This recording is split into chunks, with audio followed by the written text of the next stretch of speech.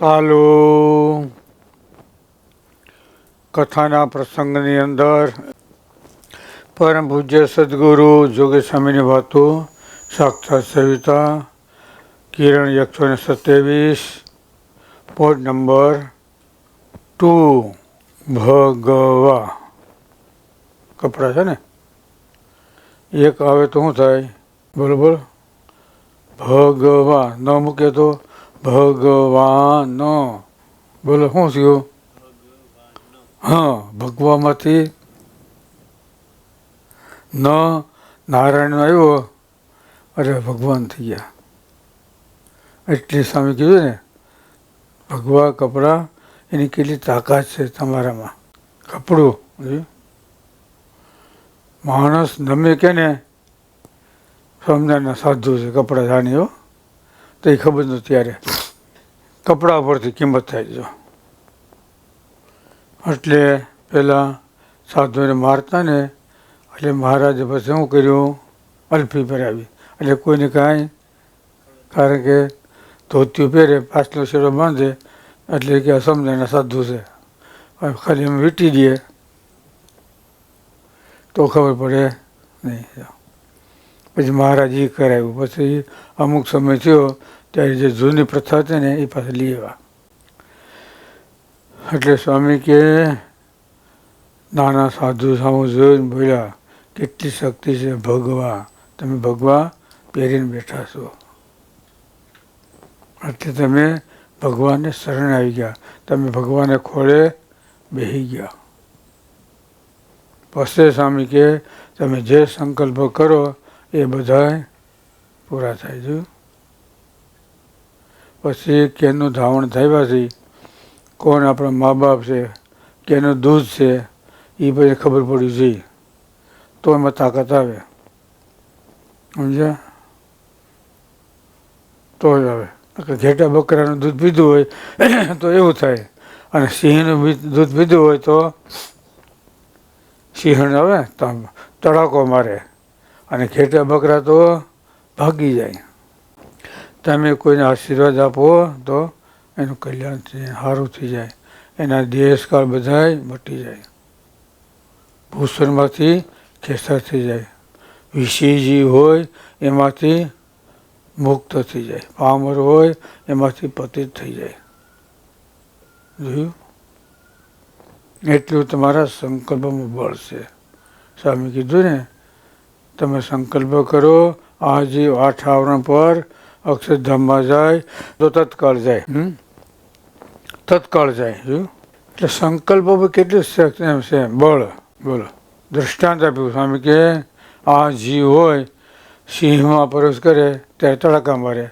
એને બકરામાં જાય ત્યારે હું બે બે કરે કાળી ખોળિયું બદલાવ્યું ને તો એ હારી ગયો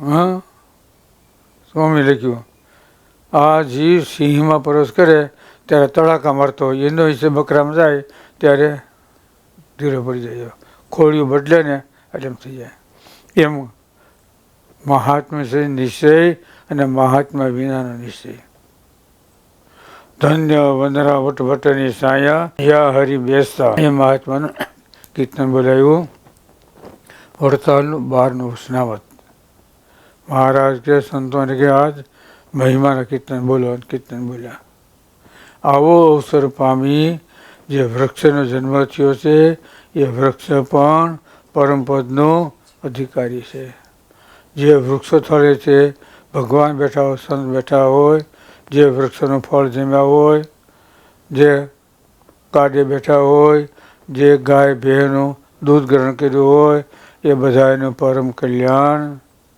થાય છે જોયું કેટલામાં ખાલી એટલા સંબંધમાં ઝાડવા હેઠે બેઠા હોય ને તો અને કેરી ખાધી હોય ને તે કેરીમાં કોણ આવે ડભાણી આંબો ડભાના સુખ સ્વામી અને ડભાનો બળદ એ 3 કામમાં બહુ આવ્યો મહારાજ કહેતા બહુ વખાણતા 3 ડભાના આંબો એને કેરી બહુ ખાધી ડભાના સુખ સ્વામી સાધુ કહે ને નામ ન પડી ગયો દીક્ષા આપી કેને કેને આપી બોલો બોલો.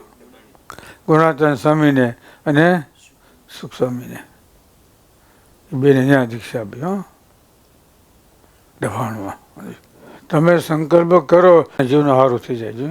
એટલે તમારા સંકલ્પમાં બળ છે, પણ તમને ખબર પડતી નથી. જો તમે જીવ સંકલ્પ કરો એનું કલ્યાણ થઈ જાય. પણ આપણે ધામમાં જવું હોય તો બીજા પાસે કહેવું પડે, અરજી કરવી પડે. આપણું આ કામ છે ને આમ તો આપણે ન જાય, એ મુક્ત વિધેય થાય, બાકી કોઈનું કામ નહીં. રવિ ભગત જે હોય તે આપણે ધામમાં જવું હોય તો મુક્ત સ્વામીને કહેવું પડે, આ બીજાને કહેવું પડે, રવિ ભગતને કે સ્નેહ સ્વામીને, કોકને કહેવું પડે હવે આમાંથી કાઢો. આપણે મેળે સંકલ્પ કરીએ તો હવે સવિકલ્પમાં આવી જઈએ. ક્યાં સુધી કહેવું ખબર? મોટા પુરુષ હોય, ગમે દુઃખ થતું હોય તો ધામમાં જાય એમ સંકલ્પ નહીં કરવાનો. એક મિનિટ રહે ને જે દર્શન કરે છે એ બધાનો બેડો પાર થઈ જાય. પણ છેવટ તો સંકલ્પ કરવો પડે, તમારા કાર્ય અમે કરશું, કોઈ ચિંતા કરતા નહીં. ભગવાને જે સમજણ કીધું ત્યાં જઈને બસ સારા સમાચાર, બસ એટલું કહી દેવાનું. સાહતરમાં વિરોધ ક્યાંય ના આવવો જોઈએ, વિરોધ આવે. ઘણા કહેતા હોય ને લખ્યું છે સ્વામીએ, ગમે એટલે મોટા બહુ દુઃખ થતું હોય પણ ધામમાં જાઓ આપણે સંકલ્પ નહીં કરવાનો. સ્વામી કહેતા તમે રજા આપશો ને તે અમે જાઓ, અને સ્વર આપવી પડી. આપ્યું ના પડે? કયોજી કેને કર્યું? કયોજી ગુણાતન સ્વામી મહારાજ કીધું ને. જો બ્રહ્માંડ સ્વામી કીધું ના ના પડે, પણ સ્વામી મહારાજને મરજી જોઈએ. શું કીધું? એમ કહ્યું તો કાળ પાડીને કહ્યું તો તૂટી લાવીએ. ત્યારે રઘુજી મહારાજ ના પાડી બેની, પણ ધણી નથી સામે જ પૂછ્યું એક લાવવું. બોલો બ્રહ્માંડ સ્વામી ખબર ગઈ આ કાળીઓ છે ને કપટ કરવાના. 3 વાર કીધું બ્રહ્માંડ સ્વામી હટ્યા નહીં. એને ખબર કે વાંચી કરવાનો છે બધો દગો. આખા જેટલા જનો ધીર્યા એમાં દગા જ કર્યા છે ને. કપટ કાળીઓ કપટી કહેતા. કાળીએ કપટ કર્યો છે.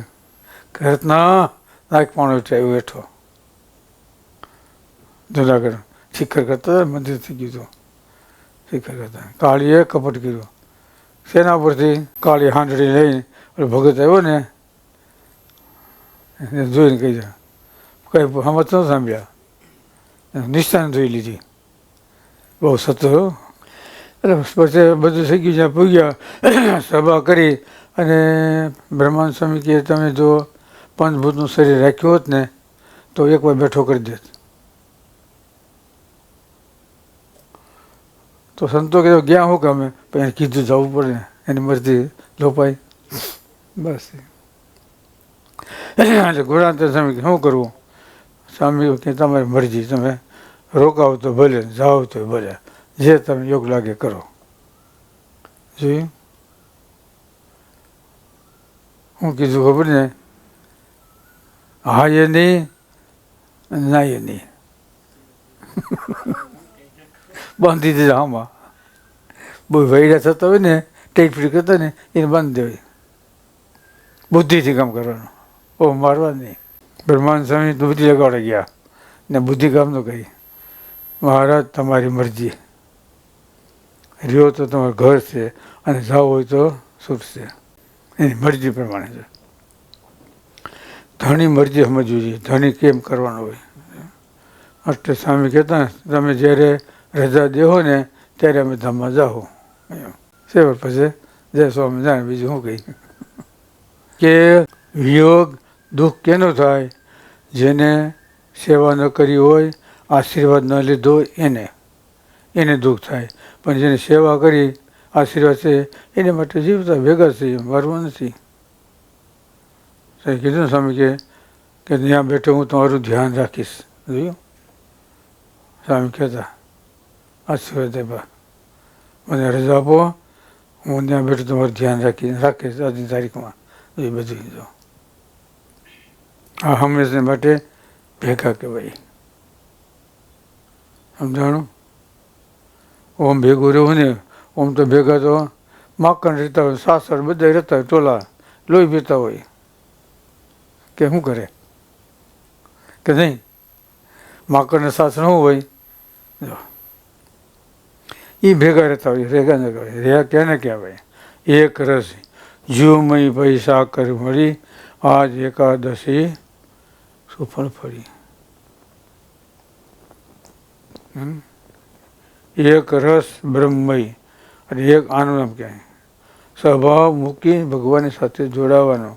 સખી ભાવ એટલે ખાલી કપડાં પહેરવાના નહીં, આપણા સ્વભાવને છોડી અને સખી ભાવ. હા, કપડાં બદલાવાથી સખી ન થવાય. પુરુષ હોય ને બેનના કપડાં પહેરે ને એ બેન થઈ જ ભાઈ. કોણ કે મુક્તાન સમય દાસી થઈ તું રેજે દીન દયાળની. આ શબ્દ છે પુરુષ દરેકના માટે, બહેનો માટે નહીં. દાસી શબ્દ કેમ લાગે? બહેનો માટે લાગે ને? નહીં, બધાને માટે. દાસી શબ્દ એટલે ભક્તનું નિશાની, ખબર ને? એટલે આપ ટળી મળ્યા ભગવાનમાં, જેના આપમાં હરિનો વ્યાપ. હું પડે સ્વભાવ છોડવાના, એની સાથે જોડાવાનું. જેમ સાકર દૂધમાં એનું સ્વરૂપ મીઠાવી ગયું, ઘન સ્વરૂપ આંગળા પણ મીઠાશ છે ને એ મીઠાશમાં છોડી દેવાની. આમ સ્વામી કહેતા અશુભ વાસના છોડવાની, એમ શુભ વાસના છે ને એ પણ છોડવાની. છોડ્યા પછી એનો પાછો અભિમાન નહીં. ધર્મનો ત્યાગ, અધર્મનો ત્યાગ ધર્મથી કરવાનો. ધર્મનો ત્યાગ સત્વનો આપણો વિચાર, અને વિચાર આપ્યો છે એનો પણ ત્યાગ કરી દેવાનો. કયો? સ્વામી કે હું ધર્મ પાળો, બીજા પાળતો એ. હું વૈરાગ રાખું છું, બીજા રાખતા નથી. આજે સત્પુરુષે વિચાર બતાવ્યો ને એ વિચારનો ત્યાગ કરવાનો કીધો, પણ સત્પુરુષ ત્યાગ કરવાનો કીધો નથી. આમ સ્વામી લખ્યું. તજ્ય ધર્મ ઉભી સત્ય તજ્ય સત્ય. જનક રાજાનું દ્રષ્ટાંત જનક મારી મિત્રેલા નગરી બળે, મારું કાંઈ બળતું નથી. દૂધની અંદર ખાંડ છે, મીઠાશ, એ મીઠાશને ઘટાડી દેવાની. ગાંગડા તો મટી ગયા છે, ઘન સ્વરૂપ મટી ગયો. છાશ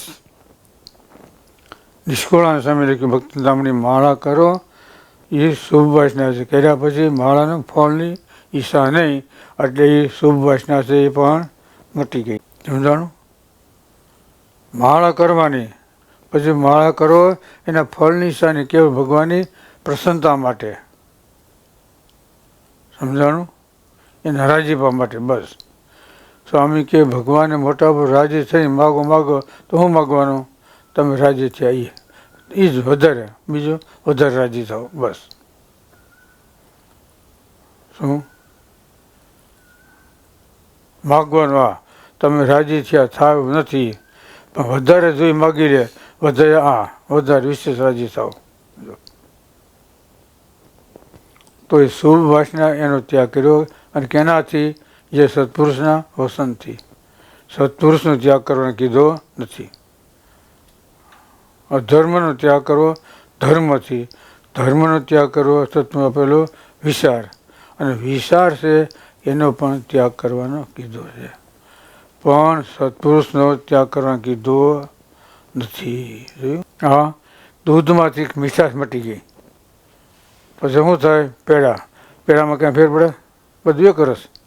એમાં ખાંડ કઈ દૂધ કયું કાંઈ ખબર પડે? સમજાણું?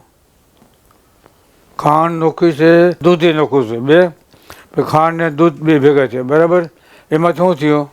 પેંડા છે ને, પછી એમાં શું કેવું? દૂધ કેવું કે ખાંડ કહેવાય ને? સમજાય છે? તો બસ જેટલું દૂધ હોય ને એટલું માખણ ન થાય, એટલો માવો ન ઉતરે, થોડોક જ હોય એમ. આમ સમય કહે આનું આમ કહેવાય.